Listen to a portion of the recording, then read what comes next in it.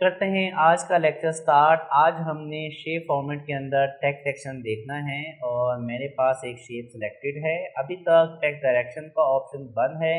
ये कब ओपन होता है? जब हम शेप को सिलेक्ट करके इसमें कुछ टाइप करेंगे। हमने टाइप किया रूहान। हम इस शेप के साइज को बढ़ा लेते हैं, नाम के साइज को भी बड़ा कर लेते हैं तो आपको ईजिली ये प्रॉपर दिखे। मैं ये चाहता हूँ कि मैं इसकी डायरेक्शन को कर दूँ चेंज, तो आप शेप फॉर्मेट में आएंगे, टेक्स्ट डायरेक्शन में आएंगे और यहाँ से जिस तरह की डायरेक्शन चाहिए आप यहाँ से इस्तेमाल कर सकते हैं।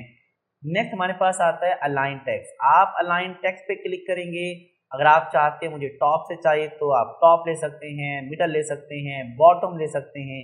ज़्यादातर मिडल यूज होता है अगर आप कोई डिज़ाइनिंग कर रहे हैं। और अगर आप चाहते हैं कि मुझे इस शेप के टॉप लेफ्ट से लिखना शुरू करना है तो देन आप अलाइन टेक्स्ट में आए, टॉप पे क्लिक करें और फिर होम में जाके लेफ्ट पे क्लिक करें। अब आप जो भी यहाँ टाइप करेंगे लेफ्ट टू राइट, जैसे Ruhan institute of computer studies. Again shape format में आते हैं। टेक्स्ट डायरेक्शन देख लिया, टेक्स्ट अलाइन देख लिया। अब बात करते हैं क्रिएट लिंक।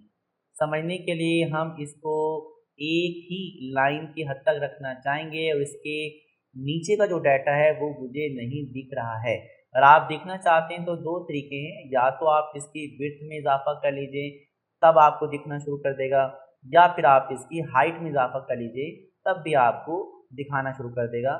लेकिन मैं चाहता हूँ कि ना तो इसकी विड्थ में इजाफा करना है, ना इसकी हाइट में इजाफा करना है, और जो मुझे नहीं दिख रहा वो मुझे किसी और शेप के साथ लिंक करना है। तो देन आप क्या करेंगे, आप एक और शेप ले लीजिए। यहाँ से हमने एक और शेप ले ली है और ली है एक लाइन की हद तक। अब हम ये चाहते हैं कि जो डाटा इसमें नहीं दिख रहा है वो हमें इसमें से दिखना शुरू हो जाए। तो आप इस शेप को करेंगे सेलेक्ट। क्रिएट लिंक का फंक्शन अभी डिसेबल है। ये कब ओपन होगा? जब आप इसके अंदर कुछ टाइप करेंगे, जैसे हमने टाइप कर दिया। टाइप करने के बाद अब ये क्रिएट लिंक का फंक्शन ओपन हो चुका है। अब आप कंट्रोल ए दबा के अंदर के डाटा को कर दीजिए डिलीट, क्योंकि जस्ट हम इसको लिंक को इनेबल करना चाहते थे। अब आपने फर्स्ट वाली शेप को करना है सिलेक्ट, क्रिएट लिंक पे करना है क्लिक। अब आपने पॉइंटर लेके आना है यहाँ से। जैसे आप अपना माउस का पॉइंटर इस शेप के अंदर लेके आएंगे तो जो आपको कप दिख रहा था वो डाउन होता हुआ दिखेगा।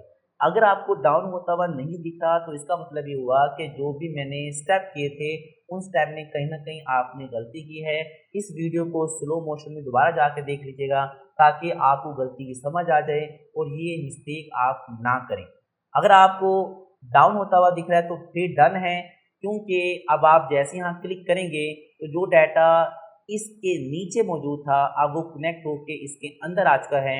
अगर मैं इसके अंदर फर्स्ट शेप के अंदर पॉइंटर रखता हूँ और मैं चाहता हूँ कि इन दोनों शेप्स को मैं सिलेक्ट कर लूँ तो जस्ट आप कंट्रोल ए का बटन दबाएंगे, दोनों शेपें सिलेक्ट भी होंगी। आप राइटिंग के साइज को छोटा कर सकते हैं, यानी जो भी वर्क आप नॉर्मली करते थे वो सारी की सारी चीज़ें यहाँ पॉसिबल हैं। और देखें डाटा आपका एक शेप में भी आ चुका है। साइज को बढ़ाएंगे तो ये ऑटोमेटिक दो शेपों में चला जाएगा। अब आप इसको बोल्ड कर सकते हैं, इटैलिक कर सकते हैं, जो भी वर्क करना चाहें कर सकते हैं, कोई मुश्किल काम नहीं है। अगर आपको यहाँ तक प्रॉपर कॉन्सेप्ट समझ आ चुका है तो देन आपको दूसरी शेप के साथ तीसरे को कनेक्ट करना भी आसान होगा और फिर तीसरी शेप को चौथी शेप के साथ कनेक्ट करना भी आसान लगेगा। कोई मुश्किल काम नहीं है और ये आपके ऑफिस वर्क में बहुत काम की चीज़ है। उम्मीद है अब आपको टेक्स्ट सेक्शन की समझ आ चुकी होगी। और अगर आप ये चाहते हैं कि मुझे अब इसका ये लिंक हटाना है तो आपने फर्स्ट शेप को सिलेक्ट किया जिससे आपने लिंक बनाया था, ब्रेक लिंक पे क्लिक करेंगे तो लिंक दोबारा से डिस्कनेक्ट हो जाएगा और डाटा दोबारा से एक ही शेप में आ जाएगा जैसे ये पहले था। तो इस तरह आप अपने कामों को पहले की निस्बत आसान कर सकते हैं। नेक्स्ट हमारे पास अरेंज और साइज का फंक्शन है। सेम ऑप्शन है जो आपने मुझसे पिक्चर में समझे थे। अगर आपने पिक्चर का अरेंज और साइज का लेक्चर नहीं लिया तो आप वो जाके ले लीजिए ताकि आपको शेप के अरेंज और साइज की समझ आ जाएगी। कोई फर्क नहीं है, सेम फंक्शन है। वो लेक्चर देखना बिल्कुल ना भूलिएगा, जाएं उस लेक्चर को देखें। आपका अगर शेप फॉर्मेट कंप्लीट होगा, एक एक टूल डिटेल में आता होगा, देन आपको इस बेस के ऊपर फ्यूचर के अंदर डिजाइनिंग करना या कोई भी प्रोजेक्ट करना मुश्किल नहीं लगेगा। उम्मीद है अब आपको इस लेक्चर की समझ आ चुकी होगी। अगर आपने इस वीडियो से कुछ नया सीखा है तो वीडियो को लाइक करें, चैनल को सब्सक्राइब करें और बेल आइकन भी ज़रूर प्रेस करें ताकि हर न्यू वीडियो सबसे पहले आप तक पहुंचे। अगर प्रैक्टिस करते हुए कोई भी कन्फ्यूजन हो तो कमेंट करें या डिस्क्रिप्शन में दिए गए कॉन्टैक्ट पर राब्ता करें। हमारी टीम आपको स्टेप बाय स्टेप गाइड करेगी।